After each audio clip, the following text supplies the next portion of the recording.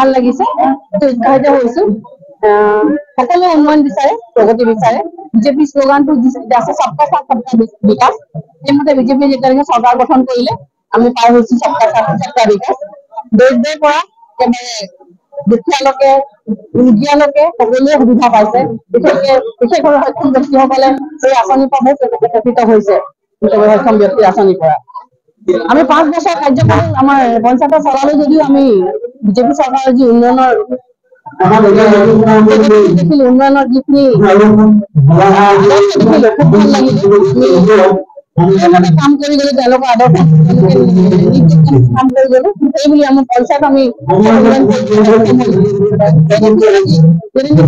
আমি স্বীকাৰ কৰিছো। সেইকাৰণে আমি এজন সহযোগিতা আগবঢ়াই আমি উন্নতিৰ পথে উন্নয়ন ভাৰতীয় জাতীয় কংগ্ৰেছত আছিলো, তিনিখন ব্লক কংগ্ৰেছৰ জেনেৰেল সেক্ৰেটাৰী আছিলো। বৰ্তমান আজি বিজেপি দলত ভাৰতীয় জনতা পাৰ্টিত যোগদান কৰিছো। যিহেতু যিটো বিজেপি ভাৰতীয় জনতা পাৰ্টিৰ চৰকাৰ তথা কেন্দ্ৰত নৰেন্দ্ৰ মোদীৰ নেতৃত্ব আৰু অসমত বিশেষকৈ ডক্টৰ হেমন্ত বিশ্ব শৰ্মাৰ নেতৃত্বত আৰু বিশেষকৈ টিংখাং সমষ্টিৰ আমাৰ সন্মানীয় বিধায়ক তথা অসম চৰকাৰৰ কেবিনেট মন্ত্ৰী বিমল বৰাৰ নেতৃত্বত যি আমাৰ উন্নয়ন দেখিবলৈ পাইছো, এই উন্নয়ন আমি আকৃষ্ট হৈ দলপতি আজি দলত যোগদান কৰিছো। আৰু বিশেষকৈ আমাৰ টিংখাং সমষ্টিৰ সন্মানীয় বিধায়ক মহোদয়ৰ যিটো সহজ সৰল ভাৱে এটা খুব ভাল কৰ্মদক্ষতাৰে আমাৰ সমষ্টিখনক বা আমাৰ সমাজখনক আগুৱাই লৈ যোৱাৰ যি চেষ্টা কৰিছে, সেই আগুৱাই লৈ যোৱাৰ ক্ষেত্ৰত আমি সকলোৱে আকৃষ্ট হৈ আজি ভাৰতীয় জাতীয় জনতা পাৰ্টিত যোগদান কৰিছো। মোদী ডাঙৰীয়াৰ গতিশীল নেতৃত্বত আকৰ্ষিত হৈ আজি টিংখাং সমষ্টি কংগ্ৰেছৰ বহুকেইগৰাকী প্ৰাক্তন ব্লক কংগ্ৰেছৰ সম্পাদক, বৰ্তমানৰো সম্পাদক তথা পঞ্চায়তৰ সভানেত্ৰী, অন্যান্য বিষয়ববীয়াসকল, আটছাৰ আমাৰ জিলা পৰ্যায়ৰ প্ৰাক্তন বিষয়ববীয়াসকল, যুৱ ছাত্ৰ পৰিষদৰ বহু বিষয়ববীয়া, অন্যান্য ৰাজনৈতিক দলৰ বহু বিষয়ববীয়া আজি ভাৰতীয় জনতা পাৰ্টিত জইন কৰিছে। তেওঁলোকৰ উদ্দেশ্য এটাই যে যোৱা 9.5 বছৰ কেন্দ্ৰীয় চৰকাৰ আৰু 7.5 বছৰ ৰাজ্য চৰকাৰৰ নেতৃত্বত যেনেধৰণে আমাৰ এই অঞ্চল উন্নয়নৰ দিশে আগুৱাই গৈছে, তেখেতসকলৰ অনুভৱ এটা আগন্তুক দিনত আৰু শক্তিশালীভাৱে তৃতীয়বাৰৰ কাৰণে প্ৰধানমন্ত্ৰীৰ আসনত নৰেন্দ্ৰ মোদী ডাঙৰীয়া অধিষ্ঠিত হৈ এখন বিকশিত শক্তিশালী ৰাষ্ট্ৰৰ স্বাভিমানী নাগৰিক হিচাপে জীয়াই থকাৰ যাতে পৰিৱেশ পাব পাৰে, তাৰ কাৰণে সকলোৱে হাতে হাত ধৰি ভাৰতীয় জনতা পাৰ্টিৰ হাত শক্তিশালী কৰিবৰ কাৰণে তেওঁলোকে আগবাঢ়ি আহিছে। আৰু তেওঁলোকে অনুভৱ কৰিছে যে কংগ্ৰেছ ভাৰ্চেছ বিজেপিৰ ইলেকশ্যন এবাৰ হ'ব।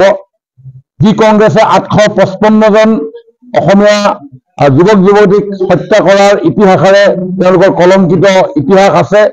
অসমৰ ৰীতি নীতি কৃষ্টি সংস্কৃতি স্বাভিমানৰ অস্তিত্বত যেতিয়া প্ৰশ্ন আহিছিলে, সেই তেতিয়া অসম আন্দোলন হৈছিলে। আৰু অসম ছাত্ৰ সন্থাৰ নেতৃত্বত হোৱা আন্দোলনে যেতিয়া সমগ্ৰ অসমীয়া জাতীয় জীৱন সেই ক্ষেত্ৰত একেলগে আগবাঢ়ি গৈছিলে, সেই সময়তেই কংগ্ৰেছে 855 জন ব্যক্তিক তেওঁলোকে হত্যা কৰি জাতীয় স্বাভিমানৰ মষিমূৰ কৰিবৰ কাৰণে প্ৰয়াস চলাইছিল। আৰু ভাৰতীয় জনতা পাৰ্টিয়ে সেই সময়ত অসমীয়া ৰাইজৰ লগত থাকি কাম কৰিছিল। অটল বিহাৰী বাজপেয়ী ডাঙৰীয়া সেইটো সময়ত আন্দোলনকাৰীসকলৰ লগত একেলগে বহি ভাৰতীয় জনতা পাৰ্টিয়ে সমৰ্থন ব্যক্ত কৰিছে। আৰু পৰৱৰ্তী সময়ত এই ভাৰতীয় জনতা পাৰ্টিয়ে যেতিয়া দায়িত্ব ল'লে, সমগ্ৰ অসমৰ বিকাশৰ দিশে আজি কাম কৰি আছে। জাতীয়তাবাদৰ চিন্তাই আজি ভাৰতীয় জনতা পাৰ্টি কাম কৰিছে। আৰু অন্যহাতে কংগ্ৰেছৰ নেতৃত্বত যিসমূহ ৰাজনীতি হৈ আছে যোৱা দিনবিলাকত, তাত প্ৰতাৰণাৰ বাহিৰে একো নাই। আৰু এতিয়া এইবাৰ ইলেকশ্যনত সকলোৱে অনুভৱ কৰিছে যে কংগ্ৰেছৰ লগত লগ লাগি কিছু মিছা কথা কোৱা দল একেলগ লাগিলেও ইলেকশ্যনত অৱতীৰ্ণ হৈছে। গতিকে এইবাৰ সঁচা উন্নয়ন আৰু প্ৰতাৰণাৰ প্ৰতিদান এবাৰ ৰাইজে দিবৰ কাৰণে ইতিমধ্যে সিদ্ধান্তত উপনীত হৈছে। আৰু এইকাৰণে আজি 5 শতাধিক বিশেষভাৱে আমাৰ বিৰোধী পক্ষত অৱস্থান কৰা ৰাইজ আজি ভাৰতীয় জনতা পাৰ্টি একেখন মজিয়াত আমি সমবেত হৈছো। বিশাল সংখ্যক ভোটত জিকিম, কাৰণ আমি ভাৰতীয় জনতা পাৰ্টি এতিয়ালৈকে আমি কেম্পেইনিঙে আৰম্ভ কৰা নাই।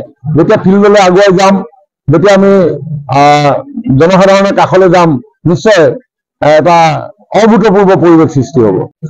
আজি আমি ভাৰতীয় জনতা পাৰ্টিত যোগদান কৰাৰ উদ্দেশ্য এইটোৱে যে আমি দলগত থাকি আমাৰ নেতৃত্ব দি আমাৰ জনগোষ্ঠীটোৰ হকে ভালেমান দিন কাম কৰিলো আৰু তাত থাকি যথেষ্ট ঘাত প্ৰতিঘাতেৰে মই কাম কৰি গলো আৰু সেই দলৰ পৰা মই আজি বহুত সুখী হৈছো আৰু মৰ্যাদা পাইছো, সন্মান পালো। আৰু আজি যিহেতুকে মই এটা চিন্তা কৰিলো যে আজি প্ৰায় ২৭ বছৰ কাৰ্যকাল সংগঠনত থাকিলো, এতিয়া যুৱ প্ৰজন্মক আগবঢ়াই মই আজি দলৰ পৰা পদত্যাগ দি আজি মই ভাৰতীয় জনতা পাৰ্টিত যোগদান কৰিলো। যিহেতুকে মই এটাই কথা কওঁ যে আজি বিশেষ ক'ব নাযাওঁ, আমাৰ টিংখাং সমষ্টিৰ কথা কওঁ। আজি মাননীয় বিধায়ক মহোদয় কেবিনেট মন্ত্ৰী বিমল বৰা ডাঙৰীয়াই তেওঁৰ সমষ্টিটোত যেনে ধৰণৰ কাম কৰি গ'লে, আজি আমি যিবিলাক দাবী জনাই আহিছিলো বাগিচাত যে বিভিন্ন সমস্যাৰ সন্মুখীন হ'ব লগা হৈছিলে, ৰাস্তা পদূলি পানী আদি কৰি কাৰেণ্টৰ প্ৰায় যথেষ্টখিনি পোৱা হৈছে আৰু বহুতখিনি আছে। আৰু মই সেই চিন্তা কৰি আজি ভাবিলো যে আৰু ৰাইজৰ বাবে কাম কৰি যাম। আৰু যিহেতুকে এটা ভাল নেতৃত্ব দিয়া আমাৰ বিধায়ক মহোদয় পাইছো, তেওঁৰ লগত যথেষ্ট ৰাইজৰ লগত মত বিনিময় কৰিব পাৰিম আৰু তেওঁলোকৰ দুখ বুজি তেওঁলোকৰ সমস্যা কি আছে সেইবিলাকৰ হকে কাম কৰি যাম বুলি আজি মই ভাৰতীয় জনতা পাৰ্টিত যোগদান কৰিছো।